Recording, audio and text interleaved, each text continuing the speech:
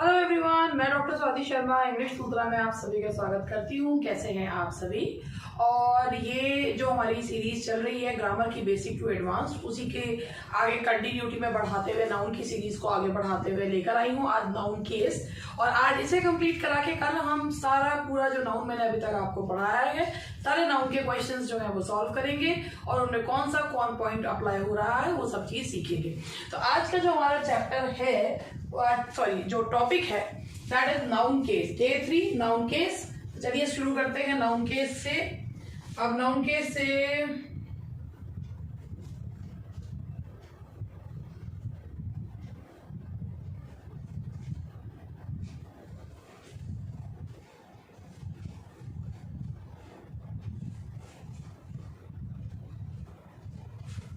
देखिए, noun case से आज हम लोग शुरू कर रहे हैं और नाउन केस के बारे में जानेंगे ये कि नाउन केस होता क्या है।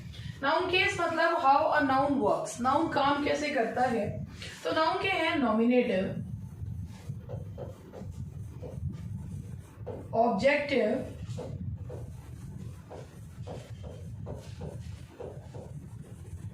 पजेसिव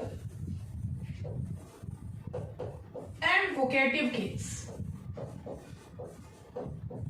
ठीक है, nominative, objective, possessive and vocative. जब नाउन एज अ सब्जेक्ट काम करता है तो वो होता है नाउन केस नॉमिनेटिव। जब एज एन ऑब्जेक्ट काम करता है तो वो होता है ऑब्जेक्टिव।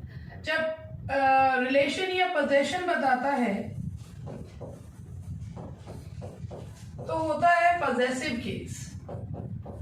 और जब एड्रेस करता है यानी कि संबोधित करता है तो हो जाता है वोकेटिव केस। ठीक है, अब हमको जो है सब्जेक्ट के रूप में ऑब्जेक्ट पजेसिव केस यानी कि रिलेशन या पोजेशन बताता है। जैसे अगर हमने यहाँ पे लिखा कि Shakespeare wrote Hamlet, Shakespeare wrote Hamlet, तो आप यहां देखिए ये वर्ब है। हु रॉट हैमलेट, तो शेक्सपियर इज सब्जेक्ट। जो हु और व्हाट का जवाब देता है वो सब्जेक्ट होता है। सब्जेक्ट के रूप में नाउन प्रोनाउन या जेरेंड ही यूज होता है। And who wrote, Shakespeare wrote what, तो जो हुम और व्हाट का जवाब देता है वो ऑब्जेक्ट होता है। तो Hamlet is an objective case and Shakespeare जो है वो nominative case. Now let's talk about कि पजेसिव केस को कैसे निकाला जाता है। अब पजेसिव केस क्या होता है, इसे कैसे यूज करते हैं, ये मुझे आप लोगों को बताना है। तो पजेसिव केस जो बताते हैं वो अपोस्ट्रोफी एस, अपोस्ट्रोफी और ऑफ से बताया जाता है। ठीक है, पजेसिव केस कहाँ कहाँ यूज होता है, इसका मतलब होता है का के की, का के की इसका मतलब होता है। पजेसिव केस कहाँ यूज करते हैं, पजेसिव केस यानी कि अपोस्ट्रोफी एस यूज करते हैं apostrophe s and apostrophe living beings के साथ,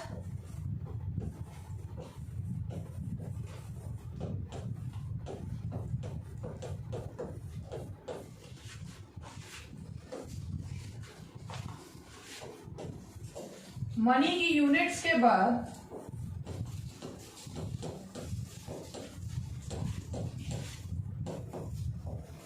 अगर वैल्यू या वर्थ आए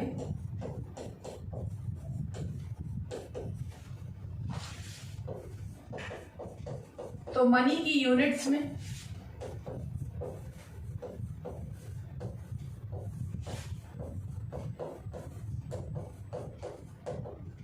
ठीक है,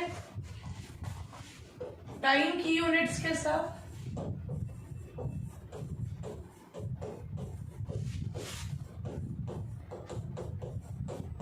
इसको ऐसे समझिए जैसे अगर हमने ये लिखा बर्ड्स, अ बर्ड्स नेस्ट। सबसे पहले ये जान लीजिएगा कि एक नाउन दूसरे नाउन पे अधिकार बताता है तो पहले वाले नाउन के में अपोस्ट्रोफी एस का यूज किया जाता है। मनी के यूनिट्स में अ रुपीज वैल्यू, अ रुपीज वैल्यू, अगर मनी की यूनिट्स के बाद वैल्यू या वर्थ वर्ड आए तो अपॉस्ट्रोफी एस लगता है। टाइम की यूनिट्स के साथ भले ही टाइम लिविंग हो या ना हो, लेकिन मोमेंट्स डिले, टाइम की यूनिट्स के साथ एपोस्ट्रोफी एस का यूज किया जाता है। तो यहां तक कि मैंने बताया कि पॉजेसिव केस कहाँ कहाँ यूज होता है, आप लोग देख लीजिए। लिविंग बीइंग का, के की अधिकार बताता है, और पॉजेसिव केस बताने के लिए दो नाउन होने बहुत जरूरी हैं, तभी पहला नाउन दूसरे नाउन पे अधिकार बताएगा। और कैसे बताएगा? अपोस्ट्रोफी एस, अपोस्ट्रोफी और ऑफ नॉन लिविंग थिंग में यूज किया जाता है। अब मैं आपको कुछ क्वेश्चंस के माध्यम से बताऊंगी। जैसे ये थ्योरी बताई है, आप क्वेश्चंस के माध्यम से देखिए। थ्योरी कितनी भी बता दो, क्वेश्चंस ना करवाओ तो कुछ नहीं होता। अब जरा क्वेश्चंस देख लीजिए।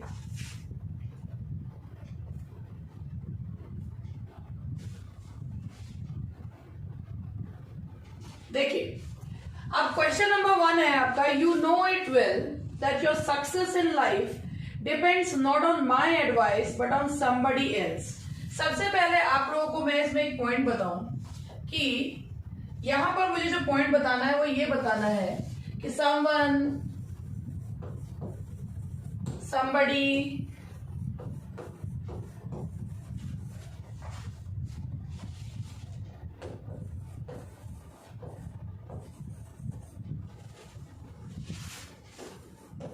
everyone,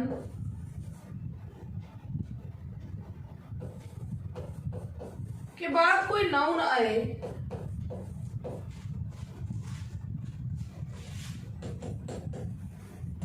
तो अपॉस्ट्रोफी एस इनमें लगता है। तो अपॉस्ट्रोफी एस समवन एटसेट्रा में लगता है। लेकिन एल्स आए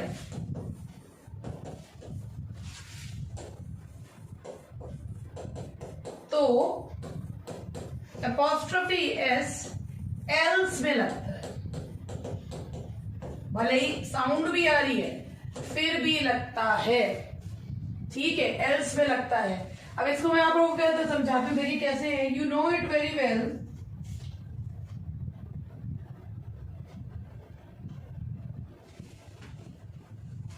देखो अब यहां से ये वाले क्वेश्चन पे लौटते हैं। समवन, समबडी, अगर ये कहता है कि जैसे हमने यहां पर ये लिखा एवरीबडी इज बिजनेस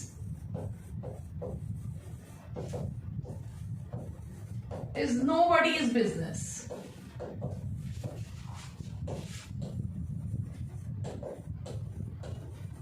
ठीक है, अब यहां देख रहे हैं कि ये दो नाउन है, लेकिन इनमें हमने अपॉस्ट्रोफी एस लगाया।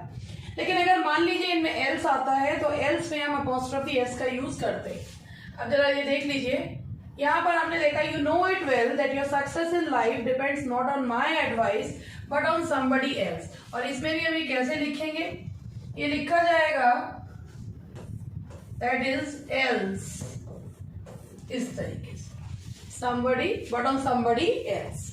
चलिए आगे बढ़ते हैं। I visited John's and Mary's house twice but the couple absent, but found the couple absent। देखिए इसका भी पॉइंट ये है कि अगर जॉइंट पोजेशन है, जॉइंट पोजेशन हो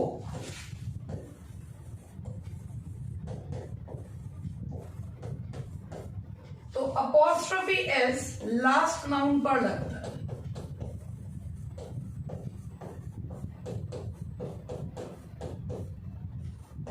और पोजेशन अगर अलग अलग हो तो दोनों पे लगता है। अब हमें कैसे पता चल रहा है जॉइंट है? सीधी but found the couple absent, यानी कि दोनों का एक ही घर है। तो इसमें एरर है आपका, I visited John and Mary's house twice but found the couple absent। तो अगर joint possession है तो apostrophe s या जो possessive case है वो किस में यूज होता है? पाथ वाले नाउन में यूज किया जाता है। Now the next question is, a ton's weight is too heavy for anyone to carry on his head। अब इस बात को ध्यान में रखिएगा कि वेट की यूनिट के बाद, वेट की यूनिट्स के बाद अगर वेट वर्ड आए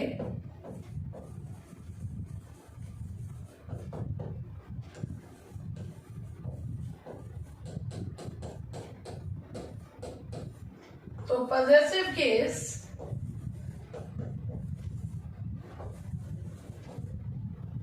यूनिट्स के साथ यूज होगा, यूनिट्स में यूज होगा। तो आप यहां देखिए अ टन्स वेट। अब आप यहां इसको ध्यान से देखिए भाई, ये वेट की यूनिट है, यहां वेट वर्ड दिया हुआ है। वेट की यूनिट के बाद अगर, तो ये बाद मेरा पता नहीं क्या लग रहा है, ये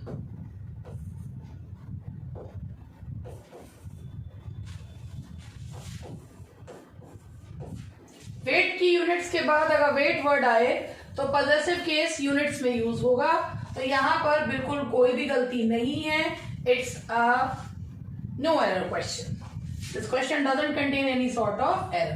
तो यहां पर ये देख लीजिए और फिर अब हम आगे बढ़ते हैं और कल हम नाउन के सारे क्वेश्चंस को एक साथ लेंगे। The life of the rich is not in many ways as peaceful as that of the poors.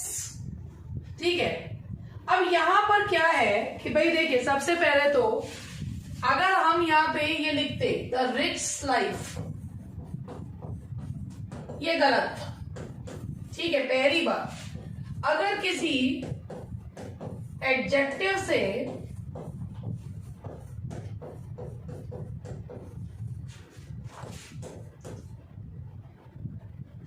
Collective noun बनता है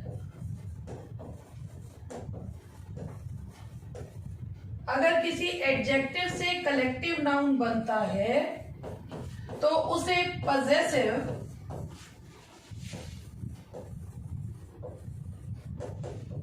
ऑफ से बनाते हैं।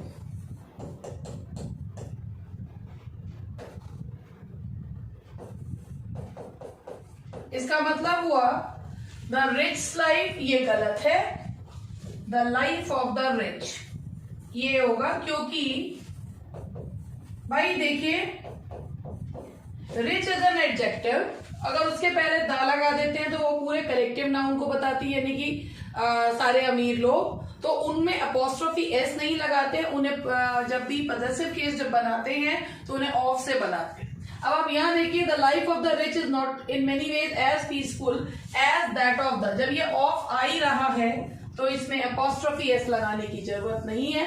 As that of the poor, as the life of the poor, या life की जगह हमने use कर लिया रिपीटिशन, नाउन का रिपीटिशन रोकने के लिए हम लगाते हैं दैट। तो ये याद रखिएगा कि अगर कभी भी कोई नाउन जो कि एडजेक्टिव से कोई एक एडजेक्टिव से बना हुआ कलेक्टिव नाउन हो तो अपने साथ एपोस्ट्रोफी एस नहीं लेता। तो इसीलिए इस क्वेश्चन में आंसर है आपका डी।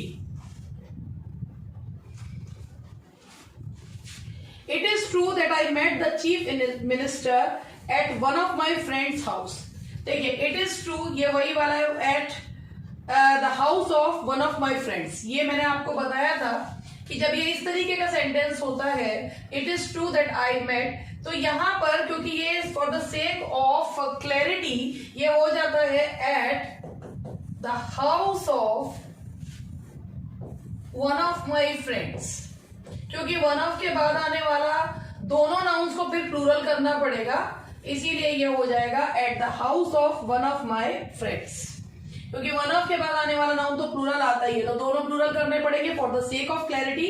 तो I met the chief minister at the house of one of my friends, वो ऑफ से उसका पॉजेसिव केस बनाया जाता है। Very few soldiers dares to turn a deaf, वैसे तो यहां पर वेरी फ्यू सोल्जर्स डेयर, एक तो यहां पे एस नहीं आएगा, डेयर टू टर्न, क्योंकि माना ये मेन वर्ब की तरह यूज हो रहा है लेकिन सब्जेक्ट प्लूरल है तो डेयर आएगा। तो मैं वेरी फ्यू सोल्जर, एक गलती तो बी में ही हो गई, very few soldiers are dare to turn a deaf ear to their commanders in chief order. सबसे अब यहां पर बात करते हैं कंपाउंड नाउन में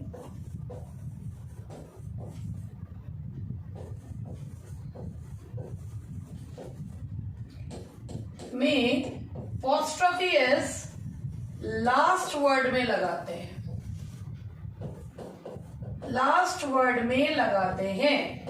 देखो भाई जब प्लूरल बनाते हैं तो रूट वर्ड में लगाया जाता है, लेकिन जब पोजेशन बताया जाता है तो कहां लगाते हैं, commander in chief. Last word में यहां से हटाएंगे तो very few soldiers dare to turn a deaf ear to their commander in chiefs. तो कंपाउंड नाउन को जब प्लूरल बनाना होता है तो एस लगाते हैं, जब उसमें उस पे अधिकार दिखाना होता है तो लास्ट वर्ड पे अपोस्ट्रोफी एस का यूज किया जाता है। I have read many plays of Shaw's, who is called the Shakespeare of our age.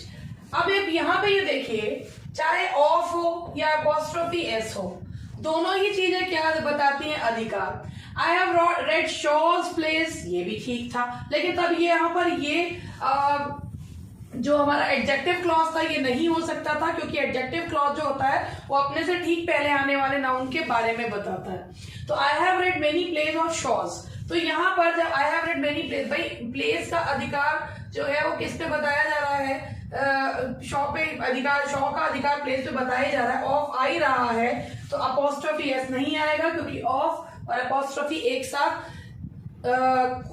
नहीं यूज करते हैं, एक एक्सेप्शनल कंडीशन को छोड़कर। वो कौन सी हो मैं अभी आपको बताऊंगी। I have read many plays of Shaw, who is called the Shakespeare of our as.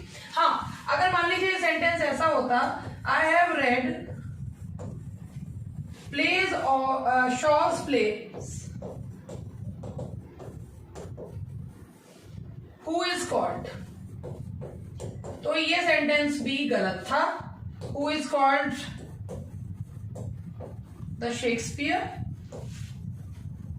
of our age, ये सेंटेंस इसलिए गलत था क्योंकि ये जो who होता है ये अपने से ठीक पहले आने वाले नाउन को के बारे में बताता है, तो ये प्लेस के बारे में बता रहा है। अगर कभी भी भाई जो relative pronoun who, which, that वगैरह आता है तो उसके पहले पॉजेसिव केस अपोस्ट्रोफी एस वाला यूज नहीं होता, बल्कि कौन सा यूज होता है? ऑफ वाला। तो यहाँ पर ये होता I have read the plays of Shaw, तो फिर वो हु जो है वो किसे मॉडिफाई करता? शॉ को जो मॉडिफाई करता, तो मॉडिफाई न्यूज के बारे में बताता। I have read the plays of Shaw, तो ये ऐसे हो जाता। यहां इसलिए नहीं है क्योंकि भाई यहां पर अपोस्ट्रोफी एस भी लगा रखा है और ऑफ भी लगा रखा है। A friend of my wife came to me yesterday and asked me for some money, इसको मुझे समझाना है। अगर कभी भी सेंटेंस में ए प्लस ऑफ प्लस नाउन का कंस्ट्रक्शन हो,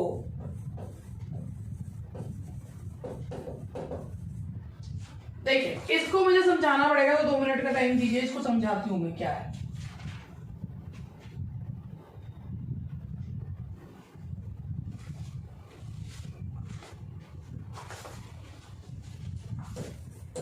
अगर a plus noun plus of plus noun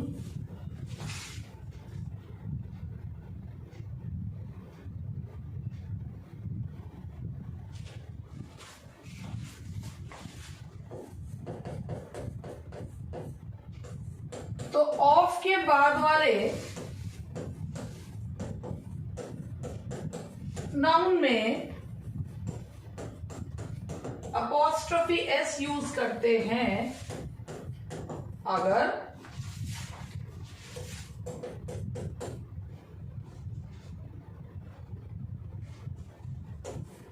वह नाउन एक निश्चित व्यक्ति हो। अब इसको मैं समझाती हूं ये क्या है। देखो एग्जाम्पल दे रही हूं आप लोगों को।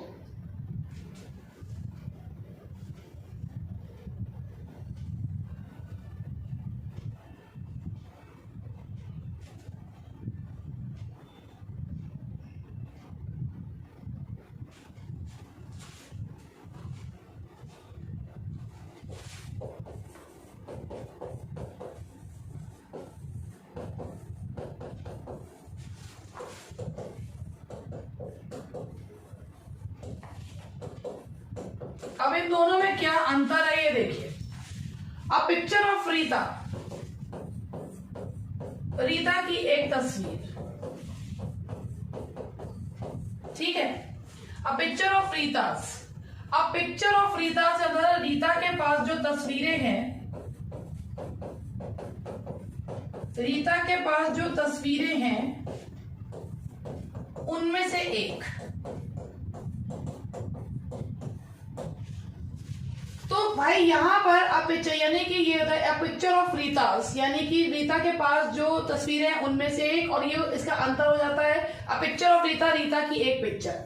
अब इसी तरीके से अगर हम इसको देखें तो देखिए अ फ्रेंड ऑफ माई वाइफ, मेरी वाइफ का एक फ्रेंड केम टू मी, तो मेरी वाइफ का एक फ्रेंड है, यहाँ पर है फ्रेंड ऑफ माई वाइफ। अगर हम यहाँ पर लगाते हैं तो इसका मतलब होता है कि मेरी वाइफ के जो फ्रेंड्स थे उनमें से एक friend. A friend of my wife का मतलब है कि मेरी वाइफ के फ्रेंड्स में से एक और फ्रेंड, तो वन ऑफ वाला जो है वो हिसाब देता है। इसीलिए यहाँ पर आएगा जब a plus noun plus of plus noun construction हो तो बाद वाले में नाउन में एपोस्ट्रोफी एस का यूज किया जाता है, क्योंकि इसका मतलब जब व्यक्ति निश्चित हो तो वहां पर यानी कि बहुत सारों में से एक हो। One of my wife friends, ये जो है जो one of the friends of my wife, तो यहाँ पर ये वन ऑफ द फ्रेंड, भाई इसको बोला ये वही चीज है one of the friends of my wife.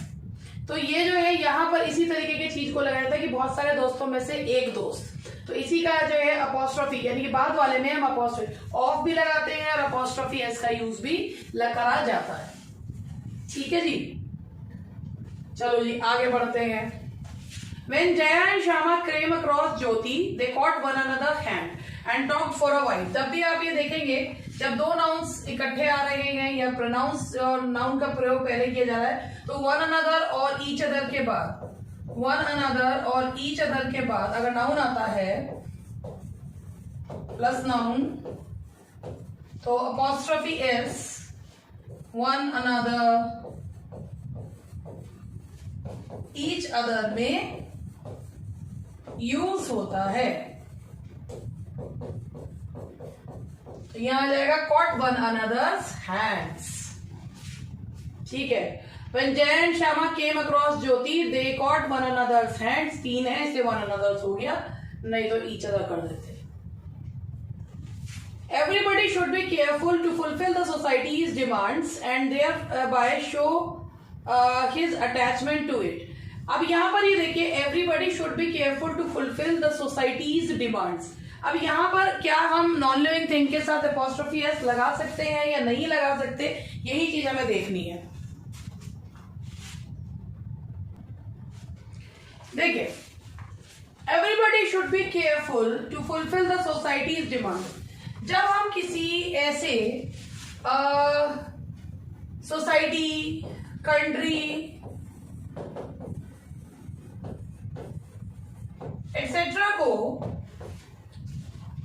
एक ग्रुप के रूप में लेते हैं, एक लिविंग ग्रुप के रूप में लेते हैं, यहां पर हम सोसाइटी की डिमांड का मतलब है लोगों को, यानी कि एक नॉन लिविंग थिंग जब लिविंग बींग्स को जो है रिप्रेजेंट करे तो हम वहां पर अपॉस्ट्रोफी एस लगा सकते हैं। तो यहाँ पे the demands of the society या सोसाइटी डिमांड इसलिए सही है क्योंकि सोसाइटी यहाँ पर नॉन लिविंग होने के एब्स्ट्रैक्ट होने के बावजूद भी किसको रिप्रेजेंट कर रही है, लोगों को रिप्रेजेंट कर रही है। अगर किसी कंट्री से कहते हैं जैसे चाइना's पॉपुलेशन, तो चाइना जो है वो उसमें लोगों को रिप्रेजेंट कर रहा है, तो इसीलिए यहाँ पर हम अपॉस्ट्रोफी एस का यूज करते हैं। तो ये होगा इसका नहीं कुछ भी नहीं है, ये दैट इज नो एरर। तो ये बिल्कुल सही है, इस सेंटेंस में कोई गलती नहीं है। फिर दोबारा से बता देती हूँ कि अगर कोई भी सोसाइटी कंट्री कोई ग्रुप जो है वो एब्स्ट्रैक्ट होते हुए या नॉन लिविंग होते हुए अपने वो वैसे नॉन लिविंग है, लेकिन अगर डिमांड से कुछ ऐसी चीजों से वो खुद को नहीं अपने पीपल को लोगों को रिप्रेजेंट कर रहा है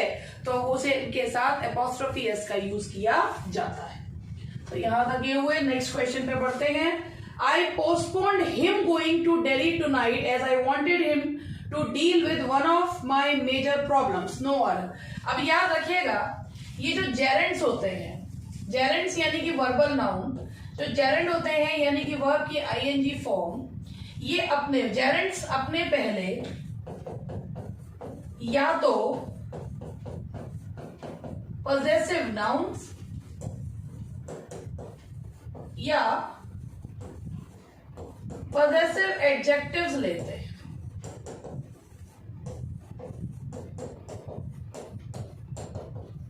तो अब आप यहां पर ये देखिए, यानी कि माई गोइंग, योर कमिंग, तो कोई भी जो जेरेंड होगा, जेरेंड अपने पहले क्या लेगा, क्योंकि भाई इसीलिए लेगा क्योंकि जेरेंड भी क्या माने जाते हैं, नाउन। अब नाउन या तो अपने पहले एडजेक्टिव लेता है या पॉजेसिव नाउन लेता है, इसीलिए यहाँ पर भाई जेरेंड नाउन है, नाउन के पहले प्रोनाउन नहीं लगा सकते, तो I postponed his going to Delhi tonight as I wanted him to deal with one of my major problems. आप देख रहे होंगे कि मैं आप लोगों को जो क्वेश्चंस के साथ ही इसकी थ्योरी भी बताती चल रही हूँ, इसीलिए क्वेश्चंस में इतने नहीं करवा पा रही हूँ जितने मैं करवाती हूँ, लेकिन थ्योरी के साथ चल रहा है इसीलिए। His maid servant behavior is undoubtedly indecent, but I don't understand how he tolerates it. Maid servant का behavior, maid servant ये कंपाउंड नाउन है, कंपाउंड नाउन के उसमें मैंने आपको बताया था लास्ट वर्ड में लगाया जाता है, तो हिज मेड सर्वेंट्स बिहेवियर। तो दैट्स ऑल फॉर टुडे। आज के क्वेश्चंस इतने ही, बाकी का हम मिल करते हैं कल। हम पूरी एक्सरसाइज को, नाउन की सारी जितना मैंने अभी तक पढ़ाया है पूरा उसको रिवाइज करेंगे। That's all for today, thank you very much, मिलते हैं कल, बाय बाय।